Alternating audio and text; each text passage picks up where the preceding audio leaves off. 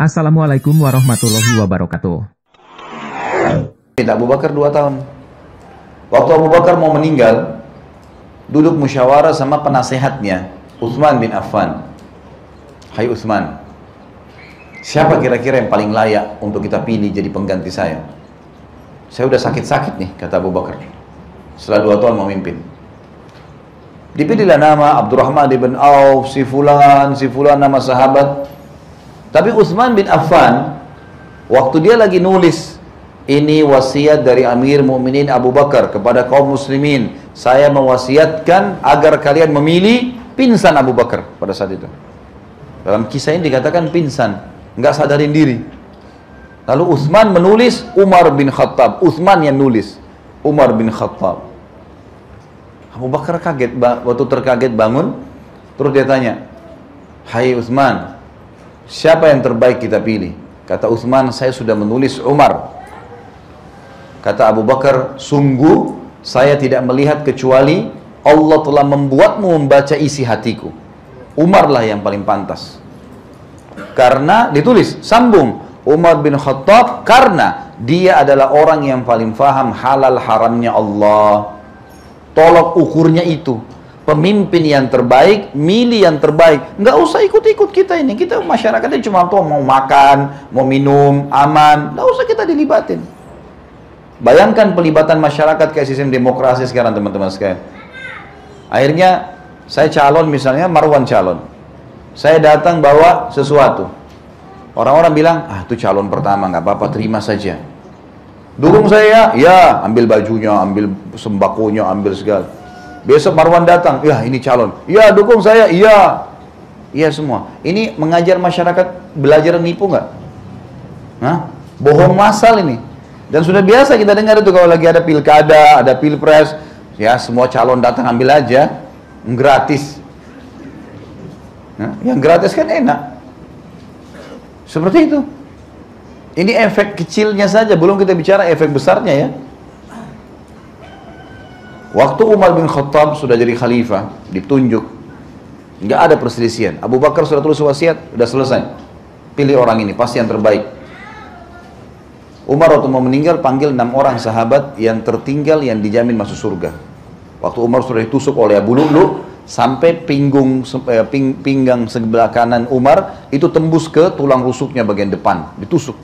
Jadi waktu Umar minum susu, dites sama tabibnya, itu minum keluar dari 2 sisi susu itu. Kena lubang, besar sekali tusukannya. Memang orang ini mau membunuh Umar. Umar tahu dia akan meninggal dunia. Kata Umar, panggilkan saya 6 orang yang dijamin masuk surga. Tinggal ini yang hidup. 7 sama Umar. Karena Abu Bakar sudah meninggal, gitu kan. Maka didatangkanlah Utsman bin Affan, Ali bin Abi Thalib, Talha bin Ubaidillah, Zubair bin Awam, Abdurrahman bin Auf, dan Sa'ad bin Abi Waqqas. Ini 6 orang yang Nabi tunjuk. Abu Bakar di surga, Umar di surga, Utsman di surga, Ali di surga, Talha di surga, Zubair di surga. Ditunjuk semua 10 orang ini. Ditunjuk semuanya.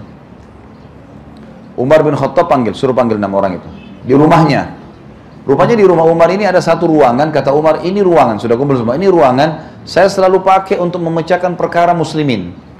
Kalau ada masalah, saya masuk situ, saya pikirin, minta doa sama Allah supaya dapat jalan keluar.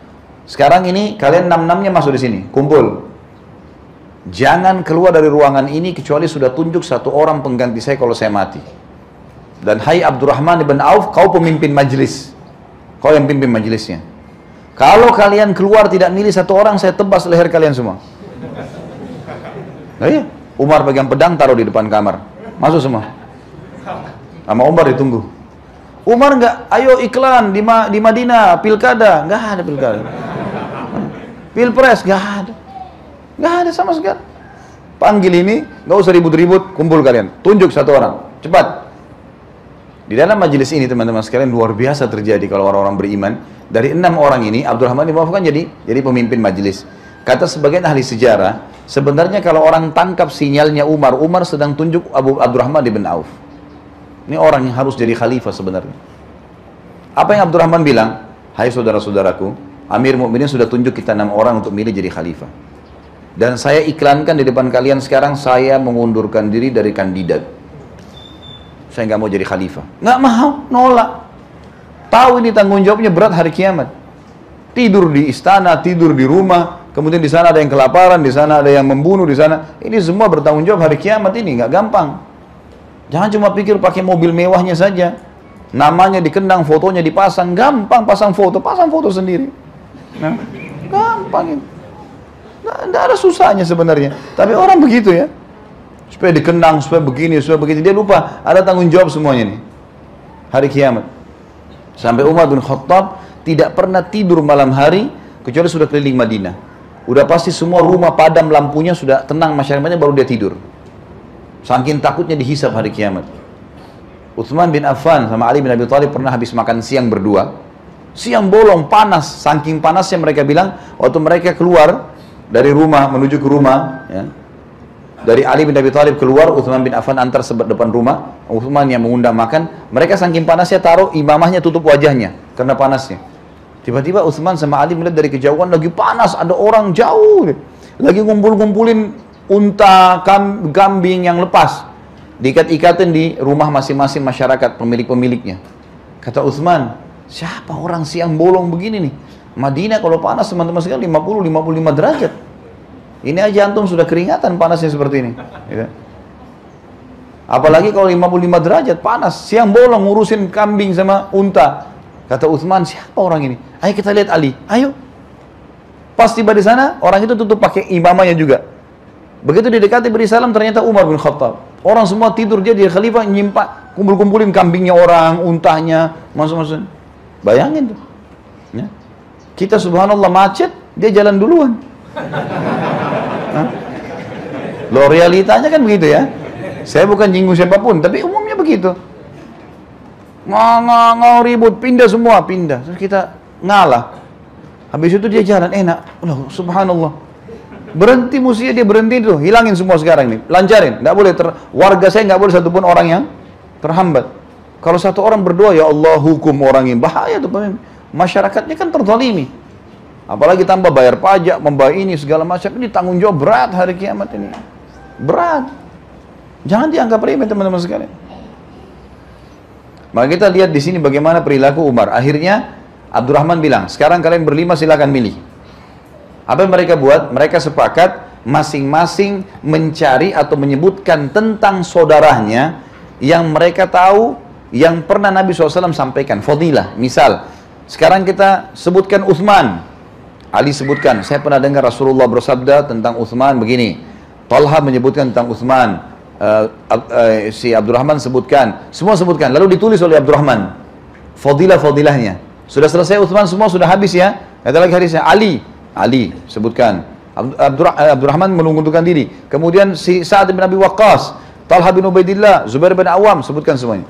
Ternyata dari 5 orang ini kandidat, yang mengerucut paling banyak hadisnya cuma Utsman sama Ali. Dan Utsman unggul 2 buah hadis dari Ali. Yang Nabi SAW mengatakan sesungguhnya, tidakkah saya malu dengan orang yang malaikat malu padanya? Dan juga hadis tentang pembiayaan perang yang kata Nabi SAW tidak ada lagi yang bisa menahan Utsman masuk surga kecuali setelah apa yang dilakukan pada hari ini. Karena dia menyumbang 990 ekor kuda, 10 ekor unta. Lalu dia sumbangkan sekian miliaran uang. Kalau kita hitung sekarang, gitu kan, sekian ribu dinar, ratusan ribu dinar disumbangkan untuk perang. Maka mereka bilang, Utsman nggak bisa nolak, kau jadi khalifah. Dipaksa jadi khalifah. Nggak bisa. Awalnya saling nolak nih, enggak, saya nggak mau, kamu aja. Saling nunduk. Utsman nggak bisa nolak.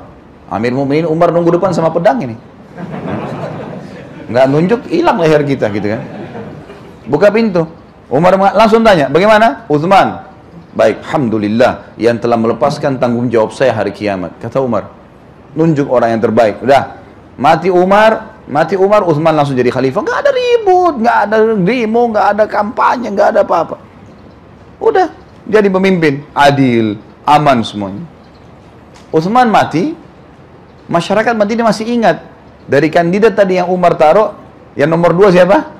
Ali. Nggak usah repot-repot lagi, udah Ali aja langsung, selesai urusannya. Udah nggak ada ribut-ribut, sudah aman semuanya. Ali memimpin. Seperti itulah. Dan kita disuruh ikuti sunnah Nabi SAW dan sunnah Khulafaur Rasyidin ini Khulafaur Rasyidin contohnya. Dan ini sistem masyura namanya, bermusyawarah. Amir Mu'minin bermusyawarah dengan beberapa orang saja, atau memang komunitas dibentuk, ulama-ulama ngumpul lalu mereka menunjuk satu orang di antara mereka. Lalu teman-teman, kita sedang bicara ulama Rabbani ya. Ulama Rabbani itu ulama memang yang asalnya berhak mendapat predikat ulama. Jangan cuma warisan. Ayahnya kiai jadi kiai juga dia. Ya. Atau tiba-tiba bisa baca 2 ayat, 3 hadis, oh ustadz. Udah. Ya. Saya kadang-kadang bingung, ada orang dipanggil ustadz. Begitu saya dengar bacaan ayatnya salah. Ngomong nggak jelas hadisnya dari mana riwayatnya. Bagaimana caranya bisa mudah kita dapat gelar ini? Yang lebih unik lagi, Pak Haji. Jangan tersinggung ya, kalau ada di sini. Tersinggung pun nggak apa-apa lah, apa boleh buat. Ini haji, ini pergi haji ke Saudi 40 hari, tiba-tiba pulang jadi ustadz. Dari mana ini? Tiba-tiba jadi alim. Tiba-tiba sudah berfatwa. Dari mana ini teman-teman sekalian? Orang pergi haji itu datang, makan, minum di hotel, pergi masjid, sholat, kadang-kadang sekali-sekali pengajian. Dari mana bisa dapat predikat, sertifikat ustadz ini? Kecuali dasarnya kalau memang dia punya background ilmu agama, kalau enggak, gimana caranya? Kan gitu. Ini satu hal yang harus kita perbaikin nih. Jadi harus memang ulama Rabbani, hafal Al-Quran 30 juz, hadis yang dihafal. Sampai Imam Ahmad mengatakan kalau orang mau jadi tolok ukur imam madhab, bisa jadi rujukan, dia harus hafal 500.000 hadis. Antum sudah hafal berapa hadis? Bahkan kadang-kadang subhanallah saya ngajar Bulughul Maram di beberapa tempat, sudah hadis 1300 sekian, saya tanya, Bapak Ibu, ini sudah 1300, sudah berapa yang dihafal? Hehehe, tawa. Cuma cingir. Nggak tahu yang dihafal berapa. Terus tiba-tiba mau jadi pemimpin. Gimana caranya nih? Gimana caranya? Nggak mungkin. Ini kita bicara ideal ya. Saya sedang bicara tadi pemimpin yang ideal ini. Kalau mau ideal memang begitu. Harusnya seorang alim. Pasti teman-teman, kalau seorang alim yang Rabbani, udah nggak perlu dikhawatirkan tuh masalah adanya diskotik, adanya bar, adanya maksiat zina di sana sini. Udah nggak ada lagi semua itu. Pasti dia akan hapus gitu kan. Dia akan hapus, dia tahu itu haram, dia tanggung jawab hari kiamat. Pasti akan ada kemakmuran karena dia tahu, gitu kan, bahwasanya dia harus berlaku adil. Dia harus menjalankan ini tanggung jawab hari kiamat. Satu orang aja bertanggung jawab. Satu orang jadi musuh kita hari kiamat cukup menghabiskan seluruh pahala kita. Bagaimana kalau satu kota? Bagaimana kalau satu negara? Nggak gampang itu teman-teman. Tunjuk saya, pilih saya bagaimana? Kamu siap nggak ini? 200 juta lebih Indonesia nih. Tanggung jawabnya berat loh itu. Nggak gampang. Benar nggak? Nah, ini poin penting. Nah, seorang alim ulama teman-teman, dia sangat tahu, dia khawatir sekali, hati-hati. Umar bin Khattab pun karena dia seorang alimnya sahabat, sampai Nabi SAW pernah mengatakan apa? Aku bermimpi melihat Umar memiliki pakaian yang sangat panjang sampai melampaui badannya. Lalu kata para sahabatnya, Rasulullah, apa anda takwilkan? Kata Nabi SAW, ilmu yang luas. Ilmu yang luas. Sahabat kalau punya masalah kembali kepada Abu Bakar dan Umar. Kalau mereka sudah meninggal kembali kepada Uthman dan Ali. Memang begitu. Memang begitu mereka. Kan nyaman ya kalau memimpin kita seorang alim, kita mau tanya hukum bisa, rumahnya selalu dibuka, sambut orang, dia isi pengajian di sana sini, nggak sulit ketemu sama dia. Ali bin Abi Thalib itu teman-teman waktu jadi khalifah, itu dia setiap hari, tiap hari kalau habis mandi segala pagi keluar ke pasar Madinah. Kalau dia pindah di Kufah, dia pergi ke Kufah, di pasar Kufah. Apa yang Ali kerjakan teman-teman sekalian? Dia lihat ada muslim lagi mau angkat barang di untanya, dibantu sama Ali. Khalifah ngangkat barangnya, bantu. Ada yang kudanya tidak mau, lagi rewel, didekati sama Ali, dielus-elus supaya bisa dipakai. Begitu. Akhirnya orang ketemu sama Ali, ketemu sama Uthman, ketemu sama Umar, nggak dianggap sebuah yang istimewa. Kayak kita sekarang, kalau kita dekat saja, auranya pemimpin luar biasa. Gitu. Susah ketemu gitu. Sama dulu nggak ada itu, sama sekali nggak ada. Semua oke-oke saja, karena mereka jalan sama-sama. Sampai Umar bin Khattab mengatakan syarat jadi gubernur di zaman Umar. Umar mengatakan, kalau teman-teman yang sempat ikut pengajian saya kemarin tablik akbar masalah Umair bin Sa'ad radhiyallahu anhu, sahabat Nabi, salah satu sahabat Nabi yang mulia, dan juga ini adalah gubernur terbaiknya Umar. Kata Umar, saya mau tunjuk Hims. Hims ini salah satu wilayah di negeri Syam. Masyarakatnya rewel. Rewel. Setiap Umar kirim satu orang, ya Amir Mu'minin gak baik nih, ganti. Sama Umar dicopot lagi. Maka Umar bilang, saya butuh pemimpin sekarang yang tegas, berilmu, halal-halal, haram-haram. Membuka, memenuhi kebutuhan masyarakatnya, membuka pintu rumahnya selalu untuk orang yang mengeluh. Siapa yang kalian maksud, siapa yang kalian tunjuk? Mereka, siapa nih Amir Mu'minin? Mau cari siapa? Cari dari sahabat Nabi yang masih hidup. Sampai ngerucut kepada Umair bin Sa'ad radhiyallahu anhu. Waktu Umair ini lagi jihad, lagi di medan perang. Panggil sama Amir Mu'minin Umar. Hai Umair, saya mau tunjuk kau jadi gubernur. Ya Amir Mu'minin, maafin, jangan jadi gubernur, saya nggak mau. Tunjuk saya jadi pasukan perang, tunjuk saya pemanah, bawa batu, jangan jadi gubernur, saya nggak mau. Nggak bisa, ini perintah saya, harus kau jalankan. 1 tahun dia pergi ke Hims, aman semuanya. Bagaimana tidak? Rumahnya terbuka. Dia waktu tiba di sana, dia nggak pakai rumah khusus, rumah dari tanah liat dibangun sama dia, dibebasin tanahnya, dia bayar pakai duitnya, dia bangun rumah kecil, ini rumahnya gubernur, silakan datang kalau butuh apa-apa. Dia cuma punya di rumahnya sampai waktu dia meninggalkan 1 tahun, dia dipanggil oleh Umar bin Khattab kembali ke Madinah, dia cuma punya ember untuk mandi, panci yang dia pakai masak, dengan dia pakai jalan kaki, nggak punya keledai, pakai baju di badannya itu, yang dia gonta-ganti beberapa lembar baju saja. 1 tahun Umar bin Khattab nggak dapat berita dari Umair. Wilayah-wilayah lain sudah kirim hasilnya, hasil ghanimah dari peperangan dengan orang kafir, hasil pendapatan negara wilayah itu. Maka Umar bin Khattab kirim surat, hai Umar, hadap saya. Menghadap datang. Umair datang, waktu dia mau datang, rumahnya dihibahkan untuk orang, nih, ambil aja rumah saya. Sama masyarakat situ, kena tanah ini dia beli, rumah itu dia bangun. Ini ambil, buat hari hibah, buat orang miskin dikasih. Lalu dia bawa embernya, dia bawa bajunya, dia jalan kaki ke Madinah. Sampai tiba di Madinah, lesu. Ini negeri Syam ke Madinah, teman-teman sekalian, perjalanan luar biasa, 1 bulan. Naik kuda, jalan kaki, bisa 3 bulan. Sampai tiba di Madinah berdebu, kotor semua. Tidak ketemu sama siapa-siapa, ada istrinya dan anaknya di Madinah.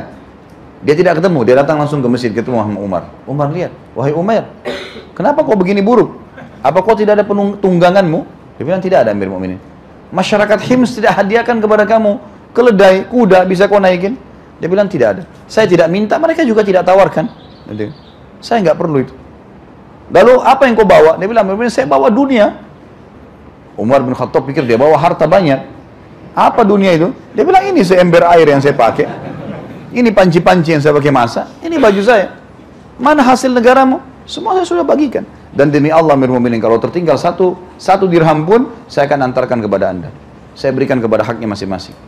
Lalu kata Umar, panjangkan jabatannya Umair. Kata Umair, tolong, stop. Saya udah nggak mau lagi. Saya udah nggak mau. Izinkan saya pergi tinggal sama istri anak saya di pinggir kota Madinah, di pinggir, di kebun-kebun, ada kebun saya, ada kebunnya kecil. Saya mau tinggal sana memang, sudah cukup. Saya nggak mau lagi. Maka Umar bilang, baiklah. Lalu Umar ingin tes Umair. Umair lagi, ini Umair ini 1 tahun nggak ada laporan. Jangan sampai dia curang. Maka diutus salah seseorang bernama Harith. Beberapa hari kemudian, coba kamu jadi tamunya Umair. Bawa ini 1 kantong 1000 dinar. Bawa ke sana. Harith ini tidak dikenal oleh Umair. Umair ini rupanya tinggal di kebun kurmanya, kecil kebunnya, ada rumahnya kecil dari tanah liat. Dia selalu buka setiap pagi. Ada orang lewat, kalau istrinya siapin makan apa dipanggil. Ayo saudaraku makan, silakan mampir. Orangnya luar biasa, baik sekali. Lewat Harith, sengaja pas dia lewat, pintu rumah dibuka. Umair bilang, hai saudaraku mampirlah. Harith memang mau datang jadi tamu. Ya, saya mampirlah. Kata Umar bin Khattab, hai Harith, lihat perhatikan keadaannya. Kalau kau lihat keadaannya susah, bantu dia dengan 1000 dinar ini. Tapi kalau kau lihat keadaannya mampu, ya sudah nggak usah. Laporkan aja kepada saya. Tinggallah Harith selama 3 hari. Harith bilang, saya tidak lihat kecuali beberapa sak gandum, beberapa kilo gandum untuk buat roti, dengan beberapa butir kurma. Dan Umair pada saat melihat ada Harith, semua dibuat masakan, seakan-akan masakan mereka banyak padahal tidak ada. Dan Harith tahu itu, dihidangkan kepada Harith. Harith makan. Sampai Umair, istrinya sama anaknya kelaparan 3 hari. Setelah 3 hari kata Umair apa? Wahai Harith, maaf saya harus sampaikan. Bisa nggak kamu cari muslim yang lain untuk kamu menjadi tamu? Saya sudah kehabisan makanan, nggak bisa biaya hidupmu. Kata Harith, saya utusan Amir Mu'minin dan dia menyuruh saya berikan 1000 dinar ini. Kata Umair, saya nggak butuh, bawa kembali. Saya nggak butuh itu. Lalu istrinya, Umair teriak dari dalam, wahai Umair, kalau kau nggak butuh, ambil saja, berikan kepada orang yang tidak mampu. Istrinya bilang dari dalam. Kata Umair, saya nggak punya kain atau tempat wadah untuk menampung. 1000 dinar banyak. Lalu istrinya lemparin sebuah kain tua dari dalam, ditaruh, lalu ditaruhlah 1000 dinar. Lalu kemudian tidak nunggu, pada satu itu dia jalan, dia keliling di sekitar kebunnya orang miskin, dibagiin semua, nggak tak 1 dinar pun dah 1 dinar pun ditinggalkan. Haris lihat tuh, Haris kembali, kata Umar, bagaimana kau lihat? Ya Amir Mukminin, nggak ada orang kayak manusia ini.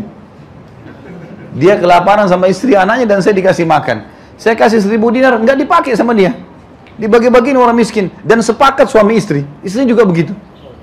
Nah, ini istri yang luar biasa nih. Kalau sekarang kan, sebentar. Buat saya mana?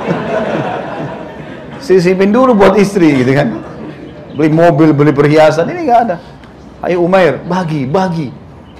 Kasih kepada orang yang tidak berhak, orang yang berhak.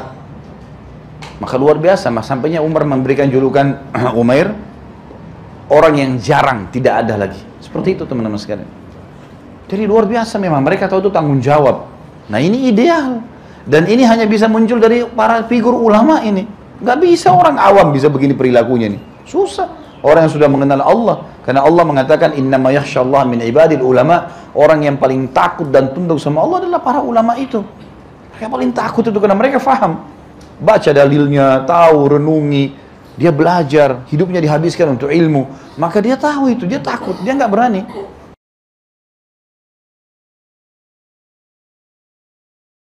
Abdullah bin Mubarak rahimahullah, salah satu ulama tabi'in, terkenal orangnya lembut sekali, lembut. Kalau ngobrol orang suka berteman sama dia, karena santunnya, lembutnya, sampai orang berpikir Abdullah bin Mubarak ini adalah orang rumahan, karena lembutnya. Satu waktu di kancah peperangan teman-teman, di kancah jihad, pasukan muslimin bertemu dengan pasukan Rum. Dan ini di kancah peperangan lagi saatnya menunjukkan keberanian. Dan memang di pasukan non-muslim ini, pasukan Rum ini keluar satu orang yang badannya sangat kekar dan cuma bola matanya yang kelihatan. Karena semuanya besi, dari kepalanya sampai kakinya. Lalu dia memainkan pedang, yang pedang tersebut ya, itu dikatakan dalam gambaran riwayat, kalau diangkat oleh orang biasa dari pasukan muslimin butuh 2 orang. Besar sekali, kekar, membawa pedang ini. Lalu kemudian dia mulai menghantamkan pedang tersebut karena kuatnya dan tebalnya besinya itu ke batu, dan batu itu bisa pecah 2, batu yang sangat besar di kancah peperangan. Kemudian teriak menantang kaum muslimin. Waktu itu dikatakan tidak ada satupun muslim yang berani maju. Melihat keadaan ini, mereka takut melihat keadaan ini. Keluar dari belakang pasukan teman-teman sekalian seseorang yang postur tubuhnya tidak terlalu besar, sederhana, menggunakan imamahnya ditutup semuanya sampai masuk alisnya, tinggal bola matanya saja. Keluar dengan naik kuda sederhana, menjawab tantangan orang itu dari belakang pasukan, bukan di depan pasukan, dari belakang. Dia jalan, orang-orang semua hening melihat kejadian tersebut.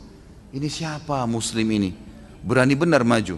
Di depan pasukan muslim ini ada pasukan-pasukan, biasanya kalau di pasukan perang zaman dulu itu di bagian depan ditaruh orang-orang yang memang ini tim khusus untuk mendobrak musuh, memang berani mati udah.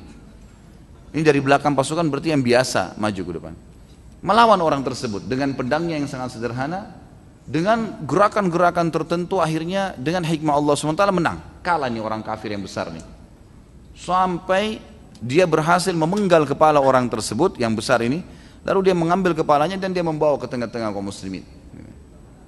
Dengan pelannya kudanya jalan kembali ke belakang pasukan. Orang semua bersorak Allahu Akbar, Allahu Akbar. Orang bertakbir, memberikan semangat kaum muslimin karena jumlahnya lebih sedikit pasukannya dibandingkan pasukan kafir. Ada satu orang yang menceritakan riwayat ini kepada kita. Dia bilang, saya penasaran, ingin tahu siapa muslim ini. Lalu saya ikutin dari belakang, terus sampai ke belakang pasukan. Dia sengaja ke belakang sekali, dan ada celah beberapa pohon-pohon kurma. Orang itu ke belakang pohon kurma itu, sengaja supaya nggak ketahuan gitu. Dia selip ke belakang, dia menyelipkan dirinya ke belakang. Lalu orang ini mengatakan, saya berputar dari sisi yang lain pohon kurma tersebut. Lalu kemudian sengaja saya tidak minta dia membuka cadarnya, saya menarik langsung ya apa yang menutup wajahnya. Ternyata waktu ditarik dia adalah Abdullah bin Mubarak.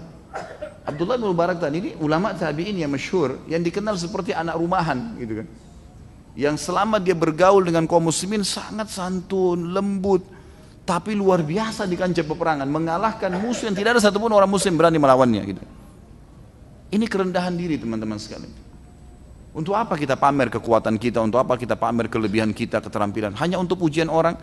Kalaupun kita dipuji, apa yang kita dapatkan? Bertambahkah kemahiran kita dengan dipuji? Enggak. Ini diantara kisahnya teman-teman. Kemudian kisah yang lain, Sumama bin Gusal al-Hanafi. Ini kisah nama-nama orang yang mungkin jarang antum dengar ya. Makanya sengaja saya angkat nama-nama ini karena punya kisah-kisah unik dalam sirah nabawiyah. Sumama ini teman-teman adalah kepala suku Hanif. Suku Hanif ini suku orang yang benci sama Islam. Di suku Hanif ini teman-teman, kalau ini misalnya setengah meja ini Mekah, setengahnya lagi ini adalah suku Hanif. Ini suku Quraisy, ini suku Hanif. Suku Hanif ini pas sebelah Mekah. Mungkin kalau saya tidak tahu kalau di Denpasar ini, kalau di Jakarta itu seperti Jakarta sama Depok, bersebelahan langsung. Nah ini Jakarta misalnya Quraisy, Mekah, suku Hanif ini Depoknya, jadi dempet. Dan dua ini suku besar dua-duanya. Suku Hanif ini teman-teman, kepala sukunya namanya Sumama. Dan orang ini, Sumama ini adalah orang yang sukunya dia yang menyiapkan asupan makanan buat Mekah. Karena semua kafilah dari negeri Syam lewat dulu suku mereka, baru masuk ke Mekah. Jadi asupan makanan, gandum, kurma, apa segala dari suku Hanif nih, buat Mekah, pengasopnya. Ringkas cerita teman-teman, selesai perang Ahzab tadi, bubar semua ini, pasukan Ahzab, Nabi SAW menghukum satu persatu orang yang memerangi muslimin. Dimulai dari suku Quraidah, tadi orang Yahudi ini, dihukum sama Nabi SAW. Laki-lakinya dihukum mati semuanya, perempuannya dan semuanya menjadi hamba sahaya. Selesai suku Quraidah, Nabi SAW bentuk pasukan-pasukan besar, lalu menyerang suku-suku Arab yang bergabung di Ahzab. Satu persatu yang sudah pulang ke kaumnya, serang oleh Nabi SAW. Serang semuanya nih. Ini hukum semua ini, yang pernah datang menyerang Madinah ini. Nah, salah satu pasukan yang Nabi pernah kirim, ada satu pasukan dipimpin oleh sahabat Nabi yang mulia. Waktu itu namanya Muhammad bin Maslamah radhiyallahu anhu. Muhammad bin Maslamah ini teman-teman, dia membentuk pasukan tidak banyak orangnya, 30 orang untuk nyerang wilayah Najd. Ada satu suku Arab di sana namanya Bani Qirta yang menyerang Madinah juga. Maka waktu itu, waktu pulang dia serang ke sana 30 orang, tapi kena tiba-tiba suku ini lari semua. Diambillah ghanimah-ghanimahnya, unta-untanya segala diambil sebagai hukuman. Waktu pulang, mereka temukan ada satu orang di tengah jalan, lagi jalan sendirian. Muhammad bin Maslamah mengira orang ini dari suku Qirta tadi itu. Ditawan aja langsung, dibawa ke Madinah. Tiba di Madinah, mereka melapor, ya Rasulullah, udah selesai nih, kami sudah jalankan tugas kami, gitu kan. Maka ini semuanya, ini harta rampasan perang, ini tawanannya. Nabi SAW keliling lihat tawanan-tawanan. Ternyata ada Sumamah, ada satu orang di situ. Kata Nabi SAW kepada Muhammad bin Maslamah, apakah kalian tahu siapa orang yang kalian tawan ini? Kata mereka, kami tidak kenal ya Rasulullah. Ini Sumamah bin Gusal al-Hanafi, ini kepala sukunya Hanafin. Ini tetangganya Mekah ini. Kalau kalian bisa berbuat baik padanya masuk Islam, kalian akan menang. Berbuat baik pada tawanan. Dan memang sunnah Nabi teman-teman, kita kalau nawan musuh, kita disuruh kasih makanan, kasih minuman, obati lukanya. Nggak boleh kita gebuk-gebukin, nggak boleh pukul-pukul tawanan, biar dia masuk Islam. Emang sudah begitu dalam Islam. Tidak boleh kita mukul tawanan. Sampai dijanjikan pahala yang besar bagi orang yang memberikan makan orang-orang tawanan. Para tawanan-tawanan Madinah dulu, tawanan-tawanan Nabi itu mengatakan, demi Allah, kalau kami lagi ditawan walaupun kami diikat, para sahabat Muhammad memasukkan roti ke mulut kami. Dan kalau roti itu jatuh, mereka segera menangkapnya sebelum tersentuh dengan tanah dan memasukkan kembali ke mulut kami. Jadi saking baiknya sahabat. Dan banyak orang masuk Islam gara-gara itu. Kebaikan dengan tawanan. Tidak ada Nabi pernah suruh pukul, cambuk, nggak pernah. Selalu Nabi suruh berbuat baik dan banyak masuk Islam gara-gara. Ini cerita kata Nabi SAW, layani dengan baik tawanan, terutama si Sumama ini, karena ini kepala suku ini, baikin hubungan dengannya. Sumama diikat di tiang, pas diikat pintu masjid. Jadi Sumama ini lihat, kalau Nabi SAW datang, imami sholat, dia dengar ayat dalam bahasa Arab. Setelah 3 hari, Nabi datang mengatakan, hai Sumama, bagaimana pendapatmu? Mau masuk Islam?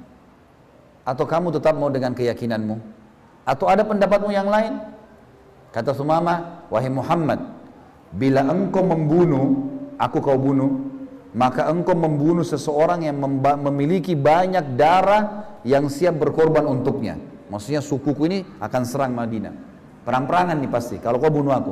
Bila engkau memaafkan seseorang yang sangat tahu bagaimana berterima kasih. Aku tahu bagaimana membalasmu. Kepala suku dia. Dia tahu kalau kita raja lah ya. Saya tahu bagaimana balas kamu. Bila engkau menginginkan harta, sebut saja apa saja yang kau mau, pasti engkau akan dapatkan. Nabi SAW tinggalkan, nggak aja ngomong, sholat. Terus sampai 3 hari. Hari pertama Nabi tanya begitu, dia jawab sama. Hari kedua Nabi tanya, tetap sama. Hari ketiga juga tetap sama. Tapi selama 3 hari ini Sumamah lihat sahabat-sahabat berikan dia makanan, sahabat-sahabat berbuat baik dengan dia, gitu kan. Lalu setelah hari ketiga, Sumamah ulangi sama. Hai Muhammad, kalau kau bunuh orang yang banyak darah siap berkorban untuknya. Kalau kau memaafkan orang yang tahu berterima kasih. Kalau kau bintingin harta, sebutkan saja, saya akan kasih. Sumamah kaget, kata Nabi SAW di hari ketiganya, saya maafkan kamu, pulanglah. Tidak ada tebusan, tidak ada dendam, silakan pulang. Sumamah kaget, dia tahu, dia kepala suku. Kalau mereka menawan seseorang, kalau minimal pasti dipukul, minimal. Makan juga dikasih pas-pasan, kalaupun dikasih, gitu kan.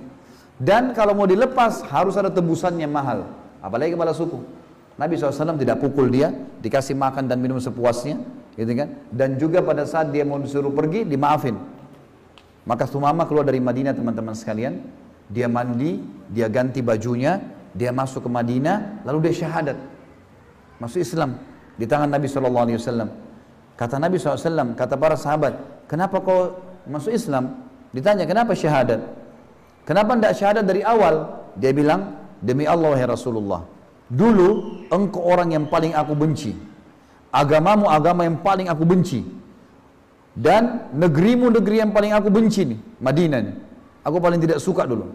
Sekarang semuanya terbalik. Negerimu ini, engkau Rasulullah orang yang paling aku cintai, juga agamamu yang paling aku suka, dan negerimu yang paling aku rindukan, Madinah. Sekarang ya Rasulullah, aku akan balik ke kaumku. Tadinya aku ini waktu keluar ditawan oleh Muhammad bin Maslamah, mau ke Mekah, mau umroh, keluar dari sukuku. Tapi aku ditawan sama orangmu, Muhammad bin Maslamah. Sekarang sarankan ya Rasulullah, aku pulang ke kaumku atau aku umroh saja? Kata Nabi SAW, umroh, tapi umroh dengan cara Islam. Diajarkan umroh cara Islam itu begini. Jangan lagi minta-minta sama berhala, jangan lagi sembeli buat berhala. Tawaf seperti ini caranya 7 kali, bacanya ini, sa'i, nanti tahallul dan seterusnya. Maka Sumamah mengatakan, baiklah ya Rasulullah. Pergilah Sumamah ke Mekah. Setelah belajar beberapa hukum Islam, begitu masuk di Mekah, orang-orang Mekah menyambut Sumamah. Orang Mekah tahu ini kepala suku Hanif, disambutlah. Tawaf bersama-sama dengan dia. Dia lagi tawaf. Talbiyahnya orang Islam itu bedanya dengan orang Quraisy dulu. Ada Quraisy menambah kalimat. Jadi begini, labbaik Allahumma labbaik, aku menjawab panggilanmu dengan santun ya Allah. Labbaik la syarika laka labbaik, saya jawab panggilanmu dengan santun tanpa ada sekutu bagimu. Innal hamda wan ni'mata laka wal mulk la syarika lak, sesungguhnya puji-pujian, kerajaan milikmu ya Allah, tidak ada sekutu bagimu. Sampai sini talbiyah yang benar nih, talbiyah Islam. Nabi Ibrahim ajarin, Nabi Muhammad SAW juga ajarin. Orang-orang Quraisy menambah kalimat syirik. Kalimatnya adalah la syarikan